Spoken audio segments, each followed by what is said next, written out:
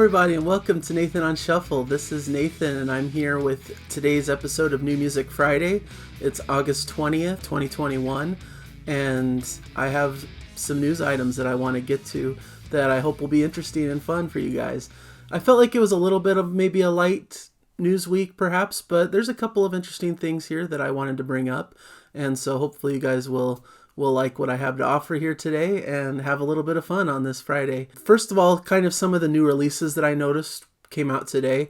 One of them that I was listening to a little bit this morning was Fragments by the group Trifecta. This is a jazz fusion album by Craig Blundell, Adam Holzman, and Nick Beggs, which are all really amazing players, well known in the prog world. I believe they've played for Steven Wilson. I think Craig Blundell played with Frost for a bit. So they're very well regarded and just master musicians. And it's just a cool jazz fusion album. I listened to a few tracks from it and it was really pretty cool. So I thought that was something that would be of interest to many of my subscribers.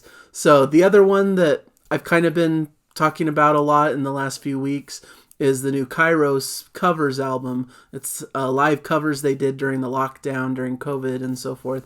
And so now it's finally officially released, the full covers album that has covers of bands like Haken, Frost, Rush, Genesis. So it kind of runs the gamut between older school prog covers and newer school prog covers. And they have kind of an 80s inspired sound, at least at the current moment. So really a cool group that I like to bring attention to. The other new release I saw, notable, is Between the Buried and Me, and their Colors 2 album that came out today. Of course, I'm not really a big, massive fan of this group. It's a band I've really struggled with because I'm not into that growling, heavy vocals, I can handle it in limited quantities, but I feel like with them, it's just so ever-present. It's such a huge part of their sound that I just can't get over it, even though a lot of the music behind it is really fun and varied and interesting. I can't quite cross that hurdle, but I know a lot of people are raving about this album, and a lot of people who love progressive rock love this band, so thought I'd mention it for you guys out there who may like it. I listened to a single from it this morning, and the first half of the single, I was really vibing with it. Thought this is really cool. It was kind of jazzy and fun. And then the second half gets into those heavier growls, and I was just like, they kind of lost me a bit. And, I thought about featuring it as a song on my weekly top 5, but just missed the mark just barely because those growling heavy vocals just aren't for me. But I respect and appreciate those who love that stuff. So just a personal preference, definitely. And moving on, I saw some pretty big news. Maybe I shouldn't say huge news. But I saw that Caravan is releasing a new album. They have this big box set that I've been looking into that's coming out, this 37 disc, retrospective of their career, something like that. And so their name has kind of popped up as I've been searching news items and notable prog bands and so forth. And so, of course, they're into that Canterbury prog scene, which is one that's kind of escaped me up to now. I just haven't really delved deep into that genre yet. And I believe that came up in a vinyl tag video I did where one of the tags was find a Canterbury album and I just have none.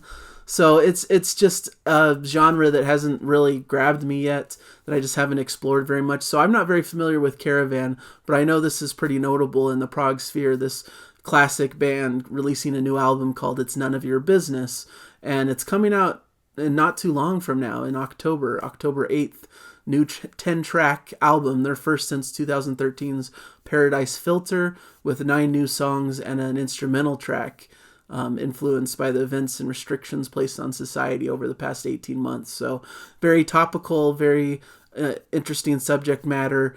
And so says that bass player Lee Pomeroy guests on the album, while Jimmy Hastings is also guesting on flute. It was recorded between June and July in 2021 at Rimshot Studio. So just a cool news item. It's a band that I definitely want to explore. And so maybe I'll pick this up and give it a go and see how I like the band. I know their big classic album that I heard a lot about is In the Land of Grey and Pink. That's their old, 70s classic. I believe I have a track or two from that on my Jana Reacts list, so we'll see if we get around to that in the Jana Reacts series. But it's music I'm less familiar with too. I feel like I've heard bits and pieces, but really don't have a full picture of the band. So please let me know in the comments. I'm sure many of you are fans. Please let me know where to start. I'm figuring In the Land of Grey and Pink is probably the place to start since that's their big album.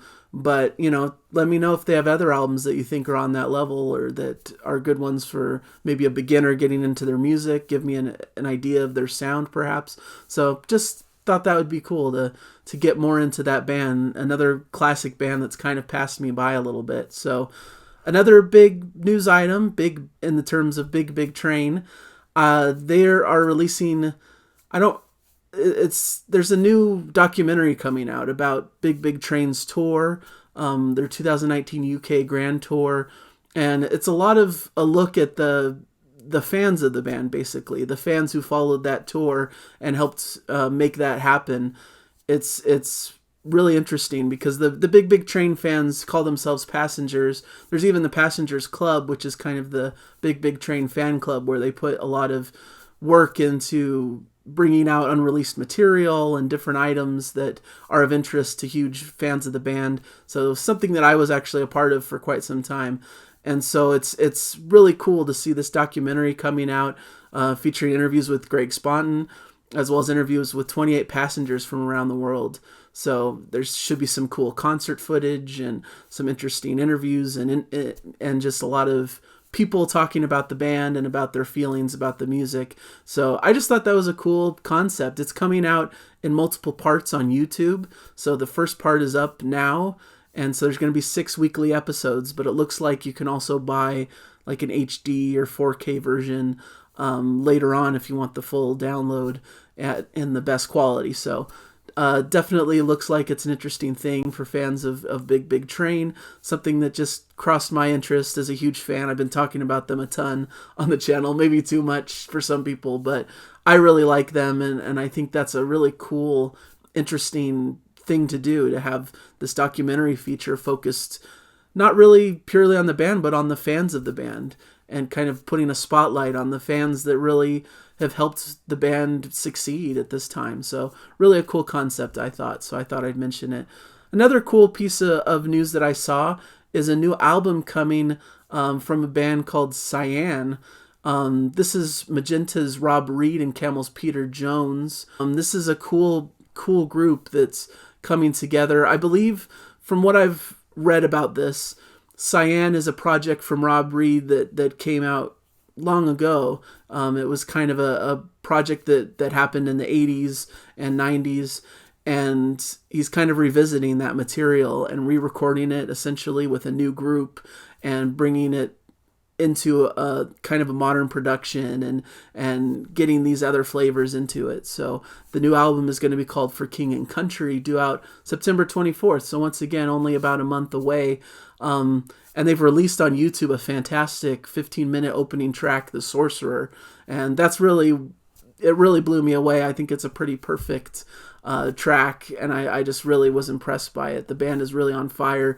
Peter Jones' vocals are just incredible. I'm going to talk a little bit about it as well on my weekly top 5, but it's a fantastic track. I recommend checking that one out, and then of course checking out the album when it comes out. So just some notes on it, just so I am a little bit more accurate about what the album is. Rob Reed says, little did I know in 1983, sitting at the school piano writing these songs, that almost 4 years later, those same songs would sound like they do on this album.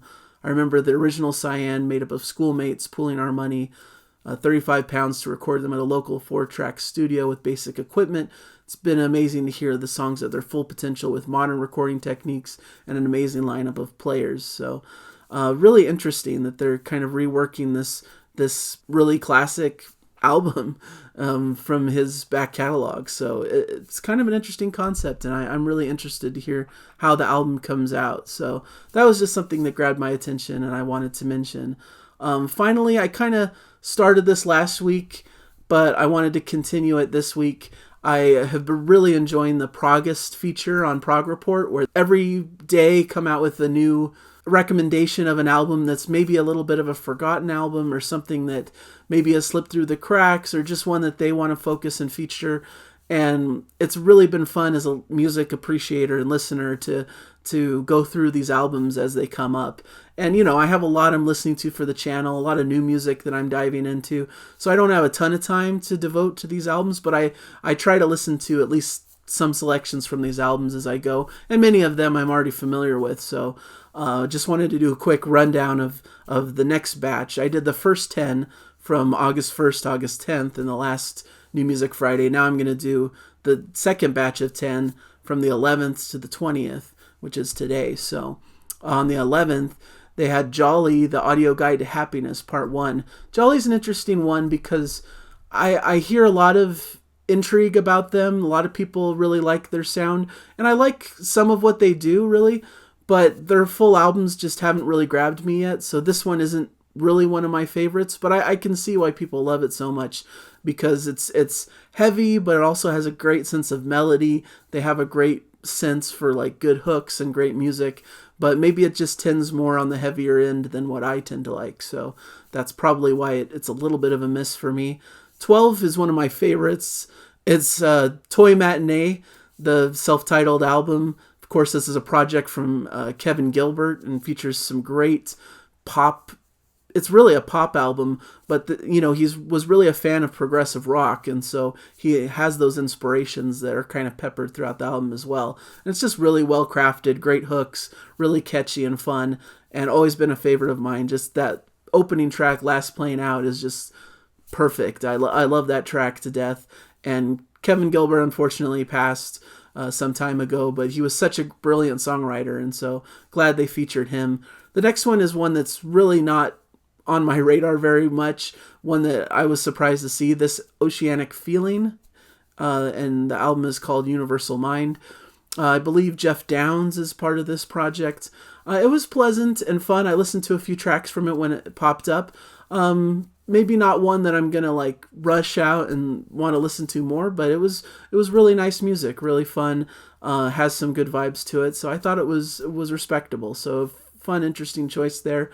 Next on the 14th was Electric Light Orchestra with their second album. This, it's a little bit dated. The production to me wasn't quite up to par. I like their later albums a bit better for that reason, but it was interesting to hear kind of this early version and to hear kind of those seeds of being planted. And really, they were probably more progressive back in these early days than they became later when they did more of their kind of pop hits that came later. But really interesting. Roll Over Beethoven is really a cool piece, like a great amalgamation of kind of some classic, rock, but also some symphonic and classical influence. So really interesting, combination of things going on there. Next on the 15th was Native Construct and the album Quiet World, which I really liked this album at the time it came out. It's kind of a wacky, heavy album, kind of along the lines of a Haken, or even like I mentioned earlier, Between the Buried and Me, but without the harsh, growling vocals. At least maybe there's little touches of it here and there, but not ever present like it is for Between the Buried and Me. But just really off the wall and just never stops. It's just a unrelenting force of music.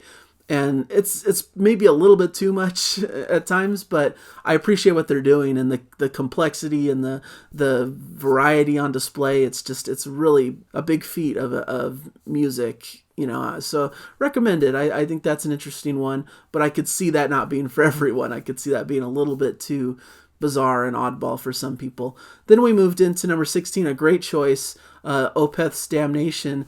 Opeth, once getting back into the growling vocals and stuff, a band that I've struggled with, especially their early catalog. Of course, throughout time, they've gone away from the growling vocals and are now more just purely in kind of a prog lane.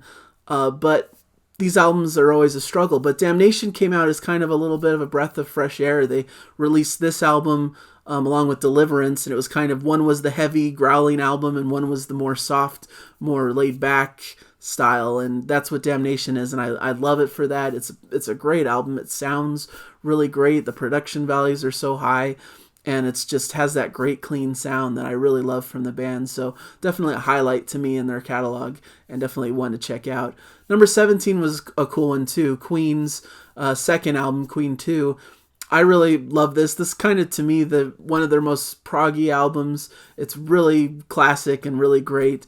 It has all the hallmarks of the band, and they really go for it in a prog direction. And later they, move a little bit more away from that. But this is really cool to hear these early beginnings of the group and how much they had that style from that starting point. Next was Anathema's We're Here Because We're Here, a great album. It's a beautiful, kind of ethereal, atmospheric album at times. The vocals are just next level. It's really emotional and really, just dripping with so much beauty, and it's just really a pretty album. So definitely a great choice. Next is Genesis, Calling All Stations. Gotta admit, that's not my favorite Genesis period. I haven't really heard much from that album. It's kind of and then there were two kind of album where now Phil Collins has left the group. We're left with Mike Rutherford and Tony Banks, and they bring on Ray Wilson as a singer to kind of front them. And it's decent. It sounds really good. But it's just, hard to compare to kind of their classic period. So one day I'm going to have to do kind of a Genesis album rankings and kind of fill out where this fits in their catalog. I would imagine it's probably on the lower end. But I got to give it a fair chance. So it's just one I need to listen to more to appreciate. Then finally, today's is a great choice. Juggling 9 or Dropping 10 by Enchant. Love that album. Love Enchant. They're a group that I fell in love with because me and my dad were going to this kind of festival concert in California called Prog, and Enchant was going to be one of the bands there, and we were trying to check out all these different bands before we went. This is like kind of the early days of me really getting into progressive rock music. And we got this album along with Tug of War, I believe was their newest album at the time, and I just really loved that style. It was kind of modern, kind of had this alternative rock kind of vibe, but then there's these proggy undertones that really add variety and interest in the music, and it just sounds really good, and the production is really well done. So really love them. Of course, I love Ted Leonard, who's their front man. I think he's a fantastic artist. Just a really great album. And so there you have it. That's kind of my news for the week. As for my channel and what's been going on here, I did do a really great review that I thought really came out well on this last Tuesday. I did the Siberium and their album Connected. I really loved it. I thought it was great. They have a great style. I'm even loving them more. I'm delving into a little bit more of their back catalog as well, their previous album and some of their live material. And I may be talking a little bit about it on the weekly top 5 as well. Really great stuff. Really recommended. Please check out that review, that video. I also did a cool vinyl haul video of all the vinyl I've received in the last 4 months. It's really a huge video. I went overboard with buying vinyl. I never will buy that much in that short of a time span. I've just been really excited about music as I've started this YouTube channel and have been talking with people in the comments and just getting a real boost in my excitement about music and trying to beef up my vinyl collection, and it's been a little overboard, so I'm going to try to rein it in a little bit, but I plan to do those vinyl haul videos about every 4 months is about right to me, and I would imagine more often it'll be more like a dozen albums or so that I'll be talking about rather than I think it was like 44 albums that I mentioned, but that one's been getting a lot of good attention. A lot of people seem to like that one. A lot of great stuff in there, great albums. I hope you guys will check that out if you haven't yet. It's a really fun one. And as for what's coming up, I'm really excited to do a Big Train album ranking show. I've been listening to Big Train music all this month and last month, and it's been quite a project. And so it's going to probably be a big, lengthy video. I'm going to try to do it justice, but that should be coming out probably next week. And also a new music shuffle with a couple different notable new releases that maybe have passed some people by that I wanted to mention and point your attention towards. So that should be fun. Should be a fun week for the channel, and should be a lot of fun stuff coming up. So, and that's about it for my New Music Friday show. Thank you guys so much for all your support, for the subscriptions, for how great you guys are. I love the community that's being built here. I also wanted to mention, I should have mentioned also that I did a live stream show last week with NotesReviews. It's doing the tier list of the Flower King shows. I'll put a link to it in the description, because it would be cool if you check that one out, because I was really proud. I was nervous to do it. I'm not really great at kind of those sort of interactions, so I was kind of apprehensive of how it would go, but I really loved it. NotesReviews is a super cool guy and was really nice and really put me at ease. And so I had a lot of fun talking about the Flower Kings album. So I'd appreciate it if you went and checked that out and saw how we put the tier list. I know it's probably not the same as how other people would rank those albums, but I really appreciated the experience and being able to revisit the Flower Kings albums, because it's one of my favorite bands of all time. So just wanted to mention that. And so with that, I've gone on too long once again, but I hope you guys enjoyed the show. Please subscribe if you haven't yet. I do these shows weekly, and I have a lot of content that I put out, album reviews, and my weekly top 5, where I talk about the top 5 songs of the week, and my React series with Jana, where she reacts to notable Prog songs. It's just a fun vibe and environment. I know that not all the music's to everybody's taste, but hopefully you can pick and choose and pull out the albums and the bands that you like and focus on that content. So I just want to highlight that there's great music coming out, and I'm really appreciative of all the bands and artists that are releasing such great stuff. You know, music is not dead, it's alive and thriving. So thank you guys once again, and please, as always, keep enjoying the music. Thank you. Bye.